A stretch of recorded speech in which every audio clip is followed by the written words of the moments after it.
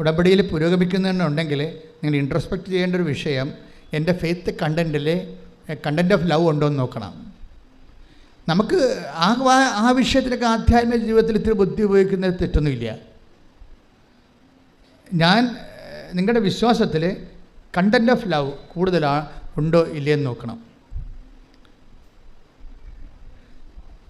എന്നിട്ട് അതിൻ്റെ കുറവാണ് പരിഹരിക്കേണ്ടത്. കുറവ് പരിഹരിച്ച് മാത്രമേ നമുക്ക് വിശ്വാസ പുരോഗതി പ്രാപിക്കാൻ പറ്റത്തുള്ളൂ. അല്ലെങ്കിൽ ഇങ്ങനെ സ്റ്റാറ്റസ് കോ മെയിൻറ്റെയിൻ ചെയ്ത് പോകും, തൽസ്ഥിതി നിലനിന്ന് പോകും. നമുക്കൊരു 10 ഡിഗ്രി ഫെയ്ത്ത് ഉണ്ട്, നമ്മളെങ്ങനെ തലകുത്തി പോയി. ഇപ്പോൾ നിങ്ങൾക്ക് അതിൻ്റെ അകത്ത് ഈ കൃപാസനത്തിൽ വന്ന് എൻ്റെ പേരിൽ രോഗികളെ ശുശ്രൂഷിക്കാം, വീട്ടിലെ സഹായം കൊടുക്കാം, അമ്മയെ സഹായിക്കാം, അല്ലെങ്കിൽ അപ്പനെ സഹായിക്കാം, പിന്നെ പാവപ്പെട്ടവരെ സഹായിക്കാം. പക്ഷേ ഇങ്ങനെയൊക്കെ സഹായിച്ചാലും ചില സമയത്ത് നിങ്ങളുടെ വിശ്വാസത്തിലൊരു വളർച്ച ഉണ്ടാകാൻ ചിലപ്പോൾ സാധ്യത ഉണ്ടാകത്തില്ല.